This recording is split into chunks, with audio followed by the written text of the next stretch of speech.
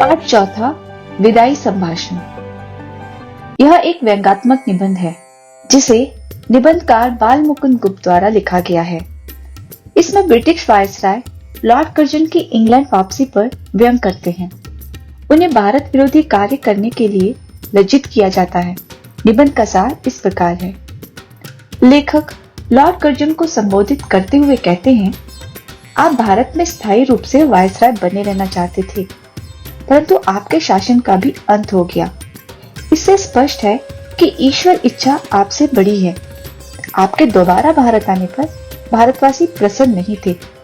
वे हमेशा आपके जाने की प्रतीक्षा किया करते थे, परंतु आज आपके जाने पर मन में करुणा जाग रही है। सचमुच विदाई का समय करुणा उत्पन्न करने वाला होता है। भारत में तो पशु पक्षी तक विदाई का दर्द महसूस करते हैं। शिव शंभू के पास 2 गायें थी। दोनों आपस में लड़ती रहती थी, किंतु जब बलशाली गाय वहां से विदा हुई तो कमजोर गाय उसके बिछोड़ने पर बिना चारा खाए खड़ी रही।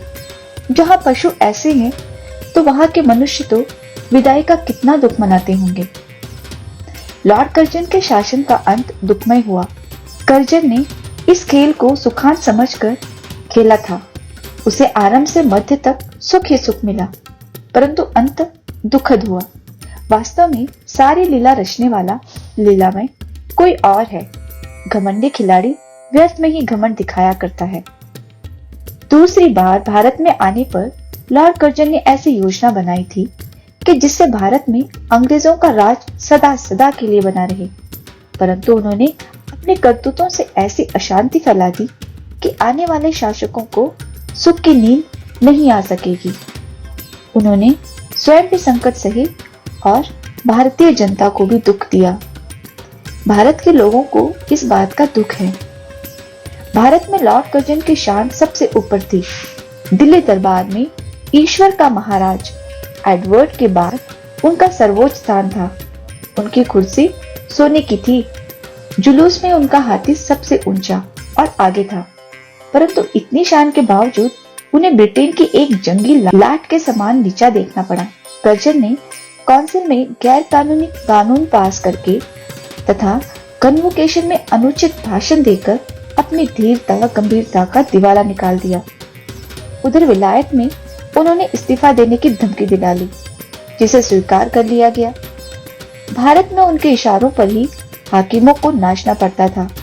उन्हीं के इशारों पर देश की शिक्षा और स्वाधीनता नष्ट हो गई।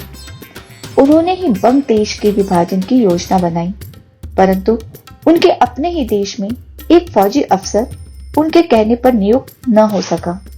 परिणाम स्वरूप उन्हें पद से इस्तीफा देना पड़ा। भारतवासी लॉर्ड कर्जन की यह पतित दशा देखकर अत्यंत दुखी हैं। अब उनका जाना तय है, अतः वे इस अवधि को कैसे काट रहे होंगे ये वे ही जानते होंगे। लेखक लॉर्ड कर्जन को उनके मनमाने पूर्ण शासन की याद दिलाते हैं। कर्जन ने यहाँ मनमाना शासन चलाया। उसने आंख मूंद कर और कान बंद करके शासन किया। कोई भी काम प्रजा की इच्छा अनुसार नहीं किया। कैसर और जार भी घेरने घोटने पर प्रजा की बात सुन लेते थे। आसिफ जाग के तलवार गले में लटकाने पर उसी वक्त कत्ले आम रोक दिया था, परंतु लॉर्ड कर्जन में इतनी भी ताब नहीं थी कि वह भारत की 8 करोड़ प्रजा की फरियाद पर बंगाल का विभाजन रोक दे। यद्यपि यह उनका भारत से जाना निश्चित हो चुका है, तो भी वे जाते जाते बंग भग की जिद पूरी करना चाहते हैं। तब भला भारत की जनता कहां जाकर अपना दुखड़ा रोए। भारत की प्रजा ने लॉर्ड कर्जन की मनमानी का कुफल यही देख लिया।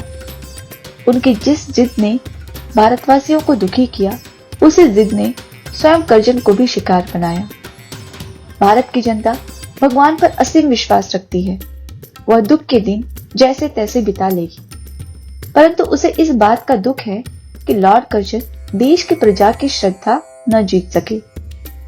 लॉर्ड कर्जन कभी कभी इस देश की अनपढ़ जनता का नाम अपने मुंह पर लाया करते थे। वही अनपढ़ प्रजा पर नर सुल्तान नाम के एक राजकुमार की महिमा का गीत गाती है। उस राजकुमार ने विपत्ति के दिन नरवरगढ़ नाम के राज्य में काटे थे। वहां उसने चौकीदारी से लेकर ऊंचे पद तक अनेक कार्य किए थे।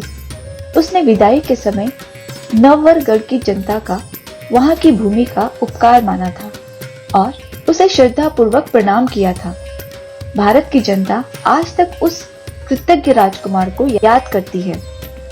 क्या आप भी ऐसा विदाई संभाषण कर सकते हैं जिसमें आप अपने स्वार्थ का, अपनी धूर्तता का उल्लेख करें और भारत की भोली भाली जनता के प्रति कृतज्ञता प्रकट करें? क्या आप भारत के प्राचीन गौरव और यश को फिर से जगाने की कामना प्रकट कर सकते हैं?